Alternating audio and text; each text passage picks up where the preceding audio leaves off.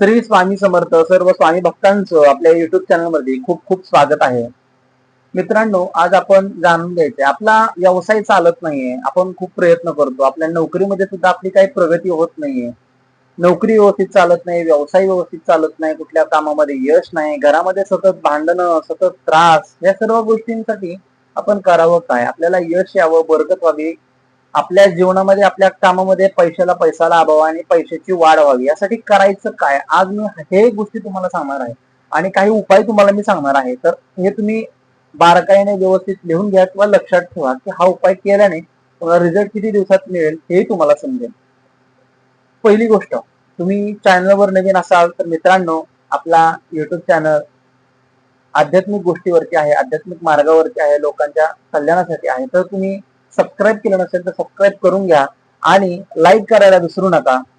तुमचं एक लाईक खूप मोटिवेशन देतं तुमच्यासाठी नवीन नवीन उपाय, नवीन नवीन साधना, उपासना व मार्ग देण्यासाठी. मित्रांनो, लाईक, शेअर, सबस्क्राईब करायला विसरू नका. पहिला आता लाईक करा, आपण सुरुवात करूयात. मग लाईक करा सर्वांनी. चला, बघणाऱ्यांनी लाईक करा पहिल्यांदा. चला सुरू करूया. केलं लाईक? ओके. मित्रांनो, आता सगळ्यात पहिल्यांदा लक्षात घेणारी एक गोष्ट आहे, आपण व्यवसाय करतो, नोकरी करतो, त्यामध्ये आपल्याला सतत अपयश काय येतं? तर मूळ आपली कुलदेवता आहे. तर कुलदेवतेचा कोप असेल किंवा कुलदेवतेविषयी कुठली गोष्ट आपल्याकडनं होत नसेल तर आपल्या घरामध्ये कोप होतो किंवा आपल्या नोकरीमध्ये सुद्धा, उद्योगामध्ये, व्यवसायामध्ये सुद्धा पाहिजे असं यश लाभत नाही. नंबर 2, जर का तुमच्यावरची बाहेरची बाधा कुठली असेल तरी सुद्धा हा प्रॉब्लेम आपल्याला फेस करावा लागतो. समजा कुणी तुमचं लक्ष्मी बंधन केलं असेल, कुलदेवीचं बंधन केलं असेल किंवा तुमच्या घरामध्ये किंवा तुमच्या कुटुंबात भाऊकी, पाहुणे, कोणी ह्याच्यापैकी कोण असेल आणि तुमच्यावर जर का ब्लॅक मॅजिकचा उपयोग करत असेल, करणी भानामध्ये अशा प्रकारच्या काही गोष्टी असतात, त्याचा जर का काय उपयोग करत असेल तरीही ह्या गोष्टी होऊ शकतात. आता हे करणारे लोक पण कमी आहेत. कुठल्याही प्रकारचा अंधश्रद्धा पसरवायचा प्रयत्न करत नाही, जे आहे ते सांगायचं काम करतो. व्हिडिओचा पर्पज एवढंच आहे की आध्यात्मिक मार्ग आणि आध्यात्मिक माहिती लोकांपर्यंत पोहोचावी. आता आपण यातनं मुक्तता कशी मिळवायची आणि आपल्या नोकरी उद्योगामध्ये यश कसं मिळवायचं? दुकान चालत नसेल, व्यवसाय चालत नसेल तर कसा तो चालावा, त्यासाठी काय करावं हे सांगतो. सर्वप्रथम मी उपाय सांगणार आहे ज्यांचं दुकान आहे, ज्यांचा व्यवसाय आहे किंवा कुठलाही व्यवसाय त्यांच्यासाठी.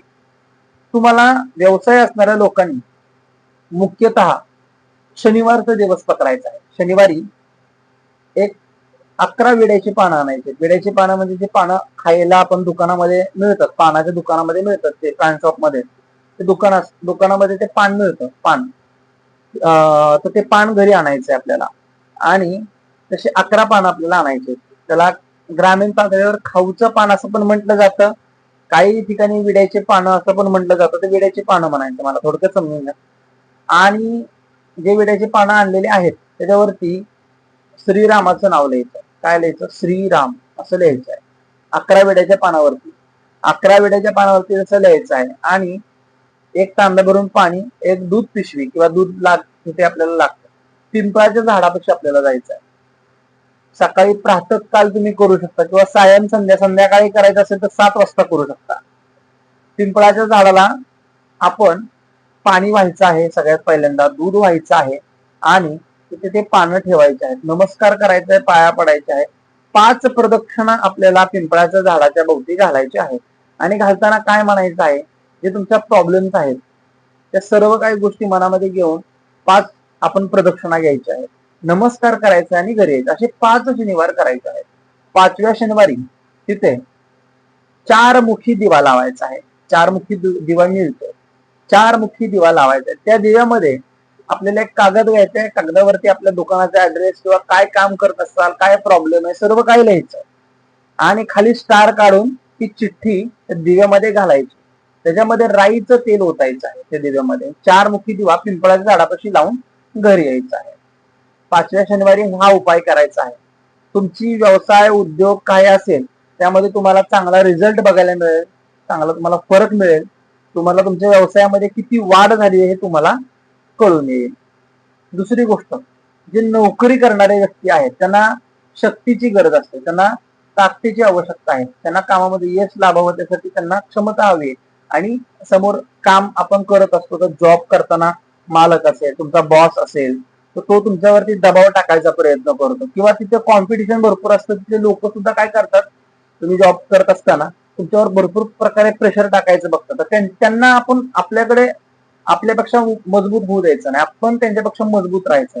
आपल्याकडे बल जास्त हवंय, त्यामुळे मारुतीचा उपयोग करायचा आहे. मारुतीची आपण उपासना करायची. जे लोक जॉब करतात त्यांच्यासाठी शनिवारी जायचं आहे मारुतीच्या मंदिरामध्ये. मारुतीला एक नारळ अर्पण करायचंय, एक नारळ फोडायचंय, 2 अगरबत्त्या लावायच्या तिथे मारुतीपाशी. नमस्कार करायचा नाही मारुतीला. मारुतीला सांगायचं काय शनिवारी गेल्यानंतर ना, मारुती राया, मी तुम्हाला पुढच्या शनिवारी न्यायला येणार आहे, माझ्या सोबत चला, आणि माझ्या व्यवसायामध्ये किंवा नोकरीमध्ये, मला नोकरीमध्ये भरपूर प्रॉब्लेम्स आहेत, तर त्यामध्ये तुम्ही मला मदत करा, असं म्हणायचं आहे. आणि त्याच्या पुढच्या शनिवारी परत जायचं मारुतीपाशी. मारुतीपाशी गेल्यानंतर ना मारुती रायाला नमस्कार करून परत तिथे 2 अगरबत्त्या लावायच्या आहेत, एक नारळ फोडायचा आहे, आणि मारुती रायांच्या चरणाचा थोडासा सेंदूर काढायचा आहे, आणि तो सेंदूर काढून घरी आणायचा आहे. चांदीचं तावीज आपल्याला आणायचंय घरी. लेडीज वगैरे असतील तर प्रॉब्लेम आलेला नसावा त्या दिवशी, लक्षात घ्या. त्या दिवशी लेडीज प्रॉब्लेम आलेला नसावा, आणि लेडीजचा स्पर्श त्या सेंदूरला होता कामा नये, याची काळजी आपण घेणं गरजेचं आहे. चांदीचं तावीज आणायचं, छोटं आणलं तरी चालेल, त्यामध्ये तो सेंदूर भरायचा आहे, त्याला फिट करून पंचरंगी धागा असतो, तर पंचरंगी धाग्यामध्ये गळ्यामध्ये घालायचा आहे. धागा असा करायचा की तुम्हाला ते संध्याकाळी काढता येईल आणि सकाळी उठल्यानंतर घालता येईल, अशा पद्धतीने कम्फर्टेबली करायचं. कामावर जाताना तुम्ही ते तावीज घालून जायचं, नमस्कार करायचा मारुती रायाला, त्या तावीजला नमस्कार करून जायचं. संध्याकाळी आल्यानंतर ते तावीज काढायचं आहे, आणि ते तावीज काढून देवघरापाशी ठेवायचं आहे. मुख्यतः नॉनव्हेज वगैरे खाताना त्या तावीजाला स्पर्श करायचा नाहीये, ही मोस्टली महत्वाची गोष्ट तुम्ही लक्षात घेणं गरजेचं आहे. हे 2 उपाय फक्त तुम्ही 2 प्रकारच्या लोकांनी करा. एक व्यवसायवाल्या लोकांसाठी वेगळा दिलेला आहे, आणि नोकरी करणाऱ्या लोकांसाठी वेगळा दिलेला आहे. प्रचंड असा फरक पडेल, प्रचंड असा अनुभव येईल तुम्हाला. एकदा करून पहा. भेटूयात नवीन व्हिडिओमध्ये. आता लाईक करा, ज्यांनी केलं नाही त्यांनी लाईक करा, शेअरही करा. भेटूयात परत. श्री स्वामी समर्थ.